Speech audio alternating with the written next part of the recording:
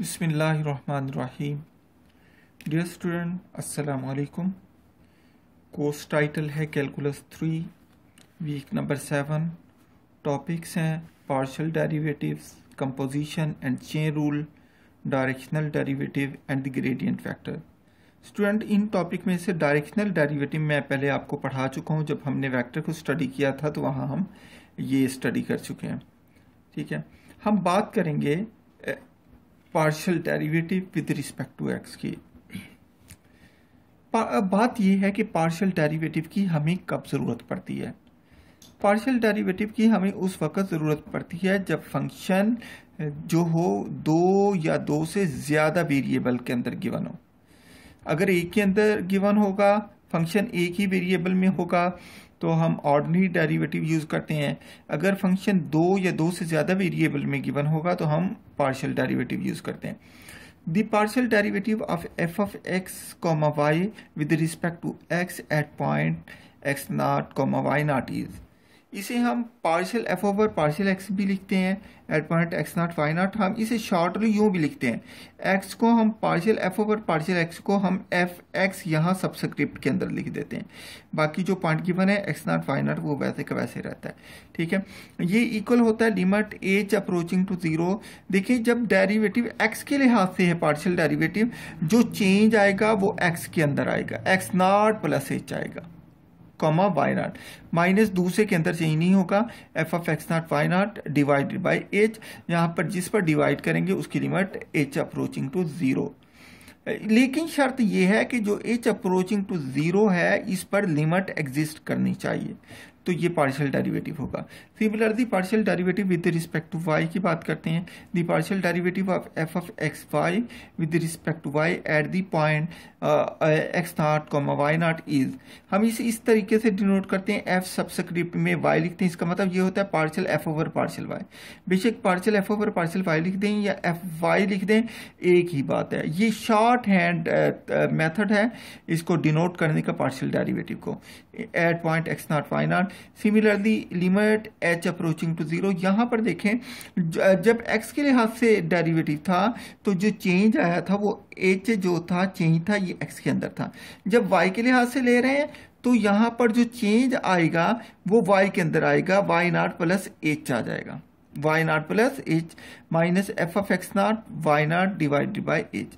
यहाँ भी शर्त यही है कि इस फंक्शन की जो लिमिट है एच अप्रोचिंग टू जीरो पे ये एग्जिस्ट करनी चाहिए, मतलब अनडिफाइंड ना हो। ठीक है, तो अब हम इसके एग्जांपल देखते हैं। Find the values of partial f over partial x and partial f over partial y at the point 4 minus 5 if f of x y is equal to x square plus 3xy plus y minus 1। हमें function given है, हमने इसका partial derivative with respect to x भी find करना है, हमने इस function का partial derivative with respect to y भी फाइंड करना है।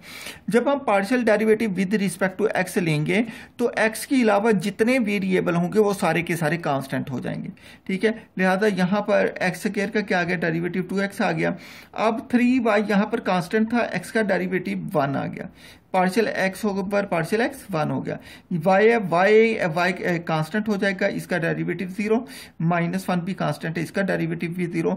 जो partial f over partial x है इसे शॉर्ट हैंड मेथड से हम इस तरीके से रिप्रेजेंट करते हैं, f सबस्क्रिप्ट के अंदर x लिखते हैं is equal to 2x plus 3y। अब हमने ये पॉइंट पुट करेंगे तो ये इस पॉइंट के ऊपर पार्शियल डेरिवेटिव आ जाएगा।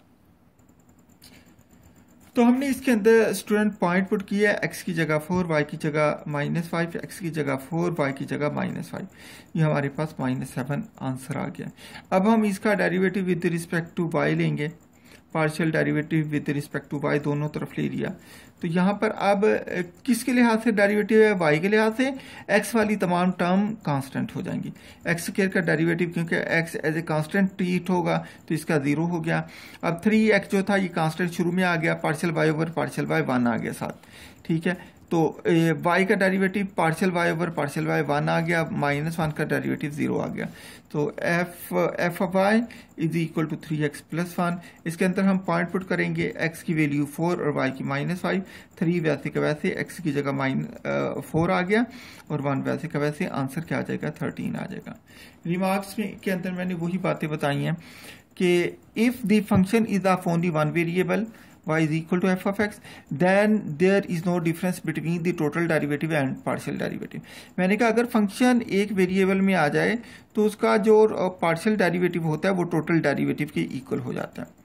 तो मैंने आपको बताया जब एक वेरिएबल होगा तो हमने सिंपल डी वाला डेरिवेटिव लेना है, लेकिन बाज़ औक़ात हम सॉल्व कर रहे होते हैं तो लास्ट में जाके हमारे पास फंक्शन के अंदर एक वेरिएबल बच जाता है तो पार्शियल डेरिवेटिव का हम टोटल में चेंज कर देते हैं. तो फॉर द फंक्शन ऑफ 2 और मोर variable w is equal to f of xy or w is equal to f of xyz, we usually calculate the partial derivative.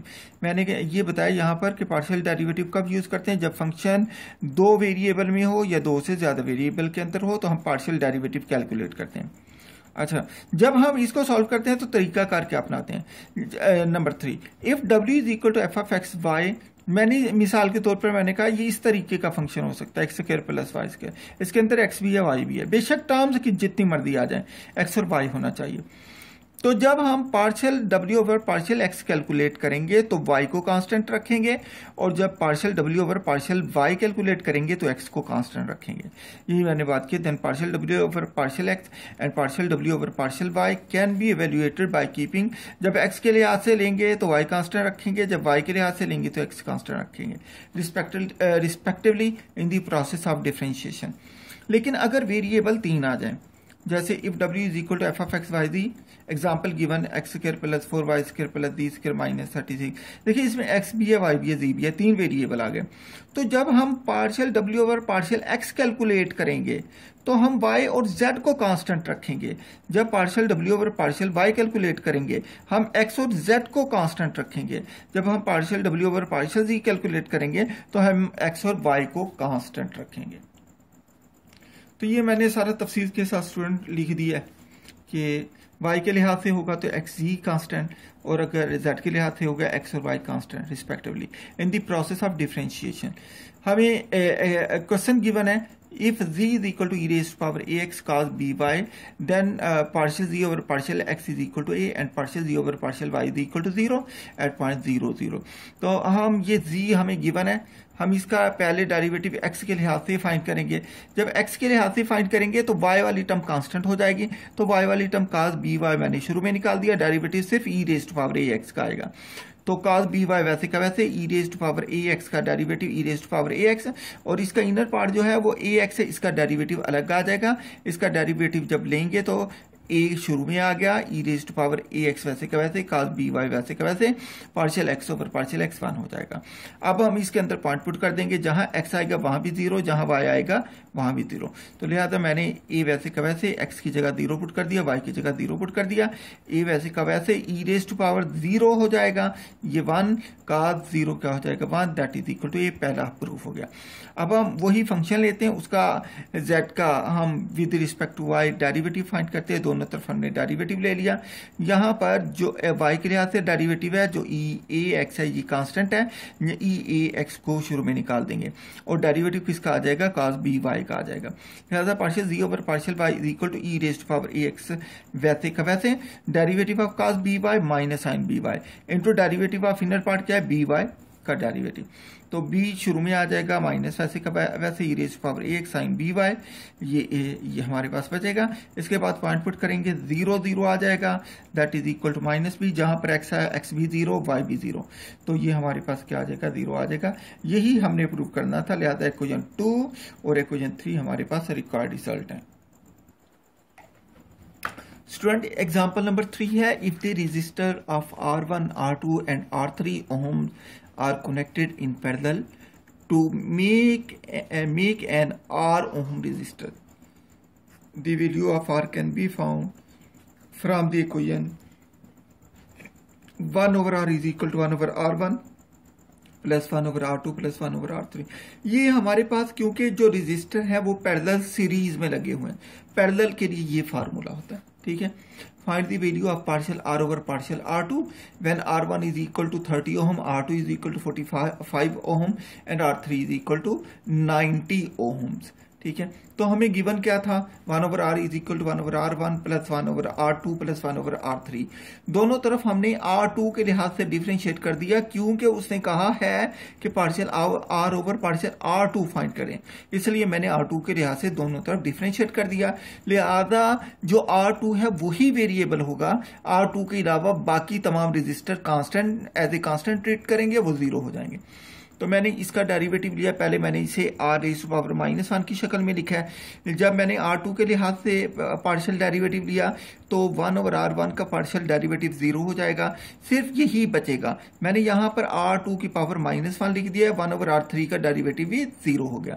यहाँ पर हमने पावर शुरू में पावर में से कम किया तो r⁻2 हो गया, into derivative of inner part क्या है, r है, partial r over partial r2 that is equal to, यहाँ भी पावर शुरू में पावर में से एक कम किया into derivative of inner part partial r2 over partial r2, ये 1 हो जाएगा, ये 1 हो गया।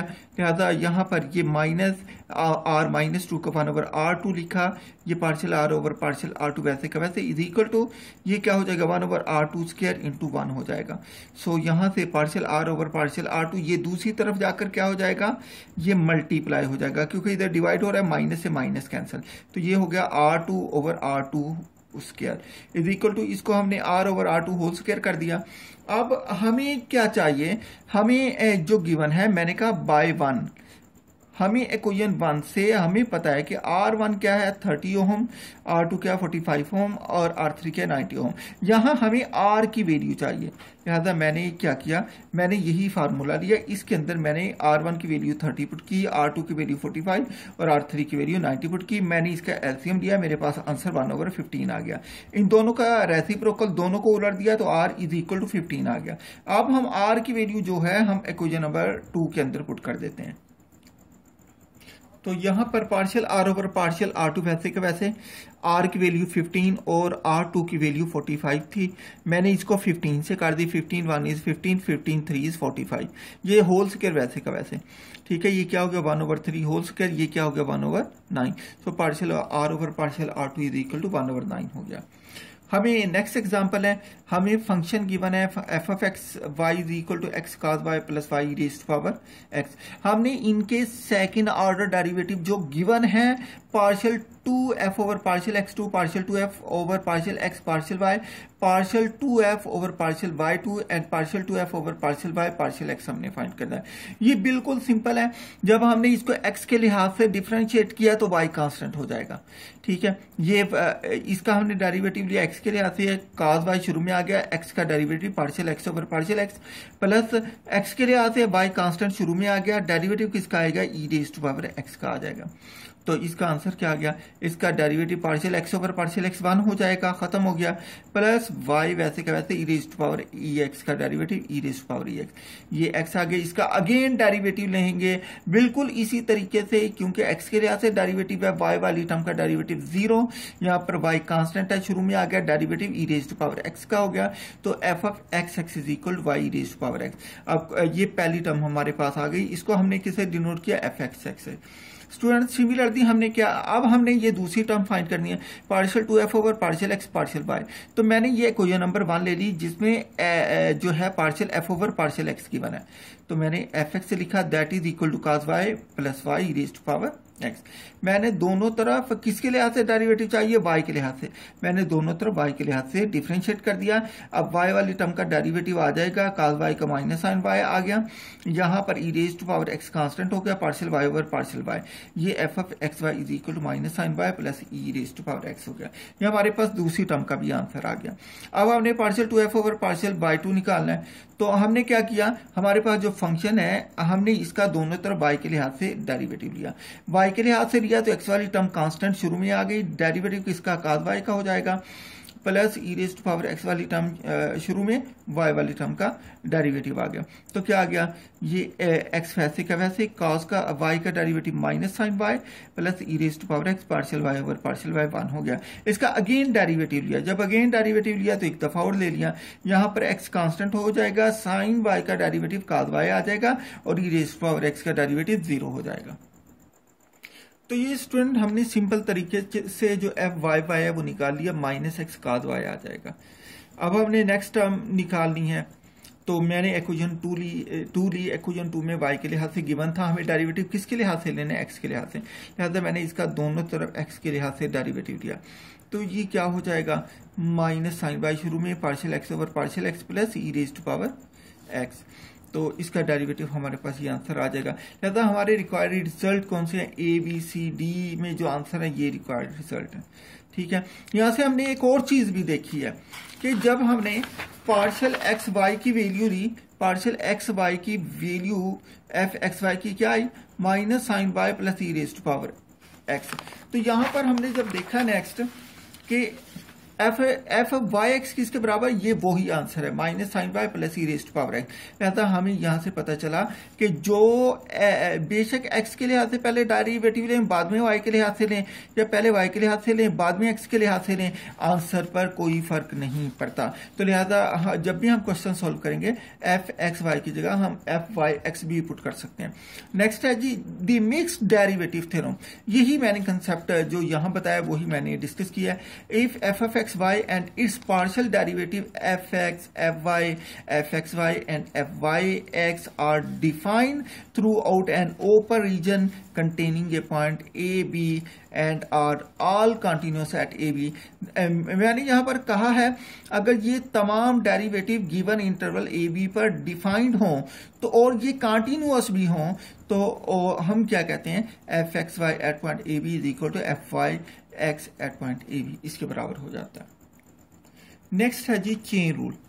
पहले हम चेन रूल की बात करेंगे वन इंडिपेंडेंट वेरिएबल के लिए, फिर चेन रूल की बात करेंगे टू इंडिपेंडेंट वेरिएबल के लिए, फिर चेन रूल की बात करेंगे थ्री इंडिपेंडेंट वेरिएबल के लिए। तो हम देखते हैं जब वन इंडिपेंडेंट वेरिएबल हो, मतलब एफ फंक्शन हो एक्स का और एक्स फंक्शन हो टी का, तो हम क्या करते हैं, हम डी डब्ल्यू ओवर डी टी जब फाइंड करते हैं तो हम क्या करते हैं, पहले हम W का डेरिवेटिव लेंगे किसके लिहाज से, विद रिस्पेक्ट टू x, फिर x का किसके लिहाज से, t के लिहाज से। यही dw over dx into dt over dx over dt। याद रखें जब वेरिएबल a की इस्तेमाल होगा तो डेरिवेटिव d ओवर dt इस्तेमाल होगा, d ओवर dx इस्तेमाल होगा, मतलब ऑर्डिनरी डेरिवेटिव इस्तेमाल होगा जब एक वेरिएबल होगा। लेकिन जब दो वेरिएबल हो जाएं, जैसे if w is equal to F of x of t y of t, तो यहां पर हम क्या करेंगे, शर्त ये है कि जो एक्स वाई है ये डिफरेंशिएबल फंक्शन है टी के, तो इसके लिए चेन रूल डी डब्ल्यू over D t is equal to क्या हो जाएगा। अच्छा बेशक यहां पर एफ की बजाय आप डब्ल्यू लिख दें, एक ही बात है, मैंने थोड़ा सा कहीं डब्ल्यू लिख दिया कहीं एफ लिख दिया है ताकि आप इसको समझ सकें। तो डी डब्ल्यू ओवर डी टी, क्योंकि डब्ल्यू किसके बराबर है, एफ के बराबर है, बेशक आप एफ लिखें या डब्ल्यू लिखें इससे कोई फर्क नहीं पड़ता। पहले जो है एफ का डेरिवेटिव पार्शियल डेरिवेटिव एक्स के लिहाज से, क्योंकि वेरिएबल दो आ गए हैं, डेरिवेटिव पार्शियल, लेकिन अब बाद में देखें जो एक्स है ये सिर्फ एक ही वेरिएबल का फंक्शन टी का है, तो ये D x over D T आ जाएगा। पहले एक्स के लिहाज से उसके बाद वाई के लिहाज से partial F over partial y into d y over D T.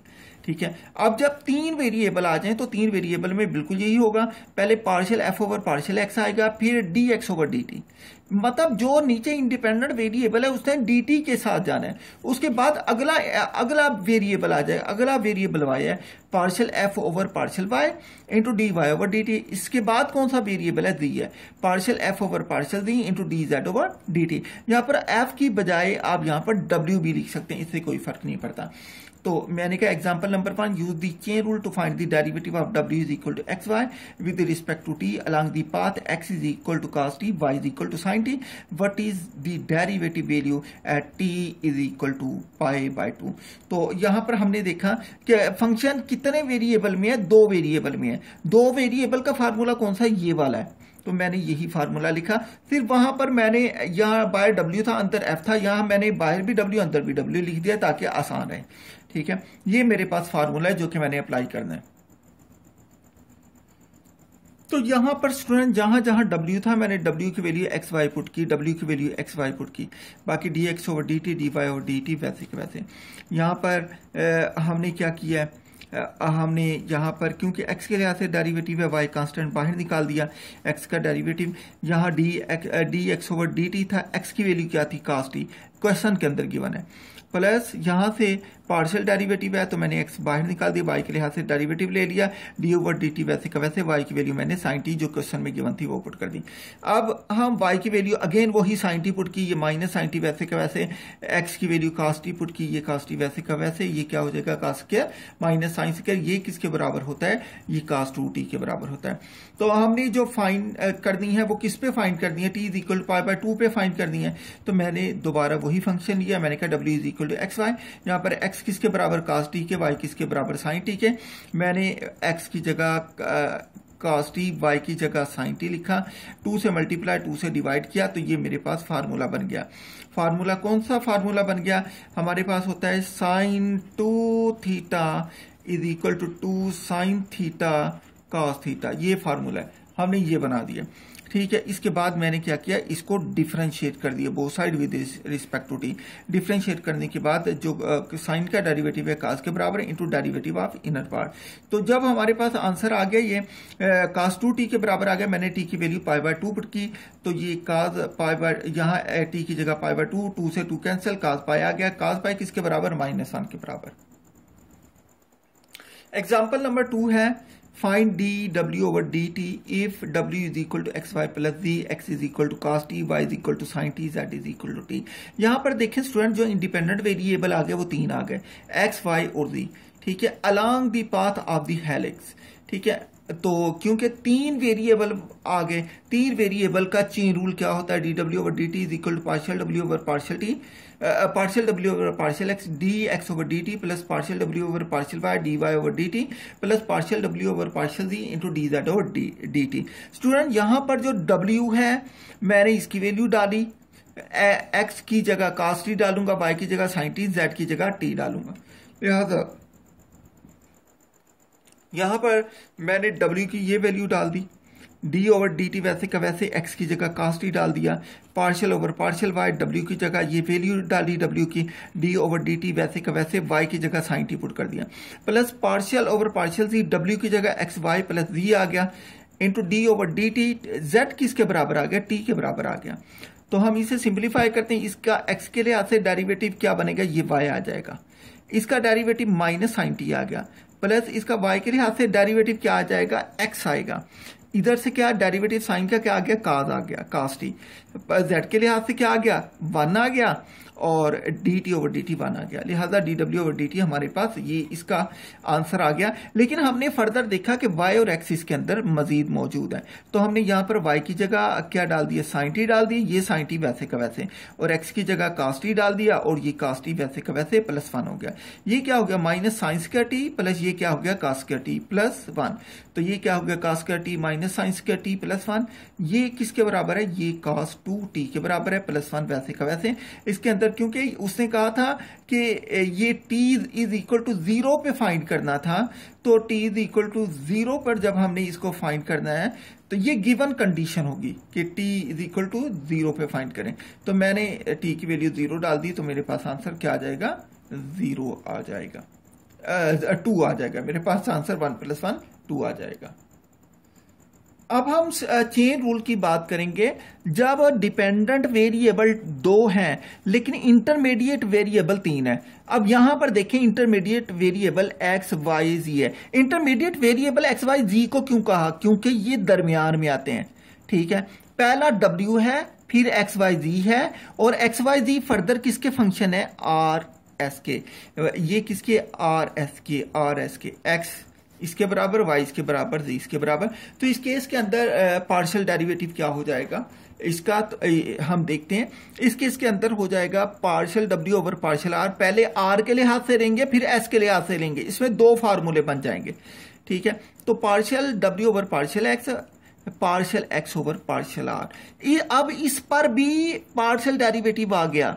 पहले यहां पर पीछे हमने यहां पर डेरिवेटिव लिए थे डी वाले, क्यों यहां पार्शियल क्यों आ गया, क्योंकि एक्स के अंदर फर्दर 2 वेरिएबल हैं। फर्दर दो वेरिएबल हैं, इसलिए ये सेकंड भी पार्शियल बन जाएगा।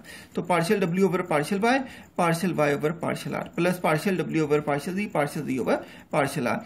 दूसरा एस के लिहाज से है तो जहां जहां आ रहा है वहां वहां एस आ जाएगा। बाकी सिमिलरली ये मैंने खोल खोल के बता दिए। यहां पर डिपेंडेंट वेरिएबल कौन से, इंटरमीडिएट कौन से हैं, और इंडिपेंडेंट वेरिएबल हमारे पास आर एस हो जाएंगे। डब्ल्यू को हम इस तरीके से भी लिख सकते हैं, एक्स की जगह क्या आ जाएगा, G of R of S, Y की जगह क्या आ जाएगा, वाई हमारे पास H of R of S है, और हमारे पास जी की जगह क्या आ जाएगा, के ऑफ आर ऑफ एस आ जाएगा। इसको मजीद डिटेल के साथ देखते हैं।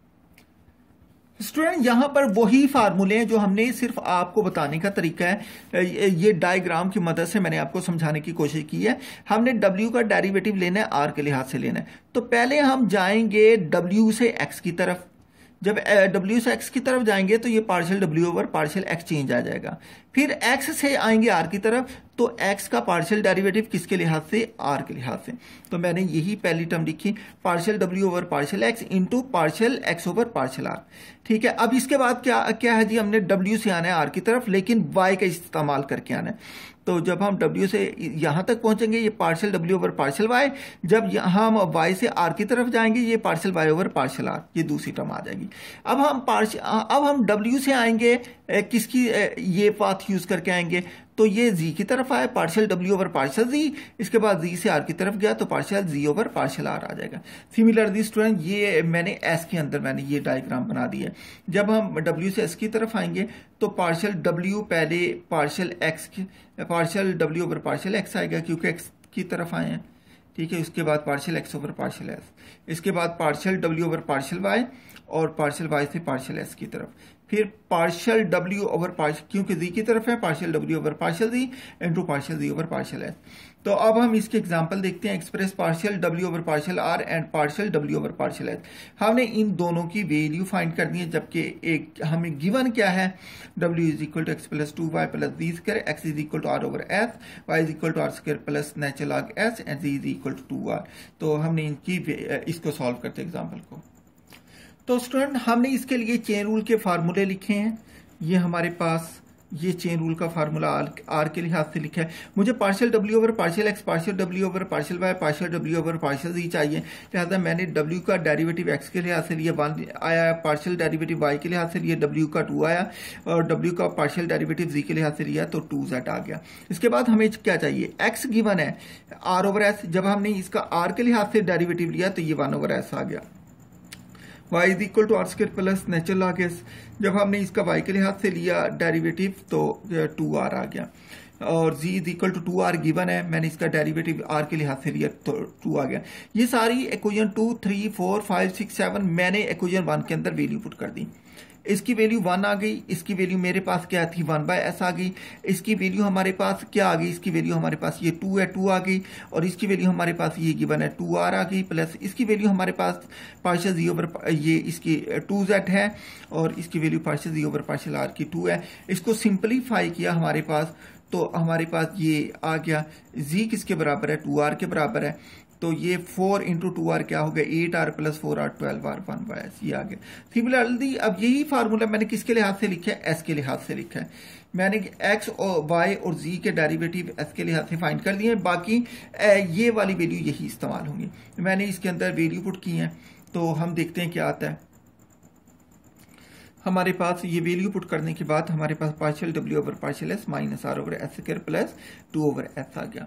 Gradient vector, gradient vector student हम जब डायरेक्शनल डेरिवेटिव पढ़े हैं तो वहां मैं काफी तफसील से आपको मैंने ग्रेडियंट का कंसेप्ट दिया था। तो इसकी सिर्फ डेफिनेशन लिखते हैं, the gradient vector of f of x y at a point p naught x naught y naught is the vector del f is equal to partial x over partial xi plus partial f over partial yj। Student यहां पर f 2 variable का function है, अगर f 3 variable का function आ जाए तो इसके अंदर एक और टर्म ऐड हो जाएगी, plus partial f over partial z के भी आ जाएगा इसमें। ठीक है, obtain by evaluating the partial derivative of f at point p naught. तो अलजेब्राइक रूल मैंने ये लिख दिए हैं। अगर हमारे पास ग्रेडियंट हो, उसके साथ लेना हो किसी फंक्शन का, उसके साथ स्केलर मल्टीप्लाई हो रहा हो तो स्केलर शुरू में आ जाता है, या यहाँ के कोई भी नंबर है। अगर दो फंक्शन ऐड हो रहे हैं, उसका ग्रेडियंट हो तो हर फंक्शन का ग्रेडियंट अलग अलग आ जाता है। अगर दो फंक्शन माइनस हो रहे हैं, उनका ग्रेडियंट हो तो दोनों का ग्रेडियंट अलग अलग आ जाता है, दरमियान में माइनस वैसे का वैसे। अगर दो फंक्शन मल्टीप्लाई हो रहे हैं, उनका ग्रेडियंट हो पहला फंक्शन वैसे, दूसरे का ग्रेडियंट प्लस दूसरा फंक्शन वैसे, पहले का ग्रेडियंट आ जाता है। इसके बाद मैंने क्वोशंट रूल की बात की। जब क्वोशंट रूल है तो ये ग्रेडियंट f/g आ जाएगा। इस पर वही नीचे वाले का स्क्वायर, नीचे वाला वैसे, ऊपर वाले का ग्रेडियंट माइनस पहला वैसे, दूसरे का ग्रेडियंट। ये हमारे पास इसके ग्रेडियंट के रूल आ गए। स्टूडेंट, मेरी कोशिश ये है, मैंने जो यहाँ पर क्वेश्चन सॉल्व करके समझाए हैं, मेरी कोशिश ये रही कि मैं एक एक स्टेप आपको बिल्कुल क्लियर करके बताऊं, क्योंकि हमारे पास वीडियो जो है हमें एक लिमिटेड हद तक ही रखनी होती है, जिसकी वजह से अगर फिर भी कोई कमी आपको लगती है रह गई है तो वो आप मेरे साथ शेयर कर सकते हैं, पोर्टल के ऊपर मेरे साथ डिस्कशन कर सकते हैं, व्हाट्सएप ग्रुप के अंदर भी आप डिस्कशन कर सकते हैं। Best of luck. अल्लाह।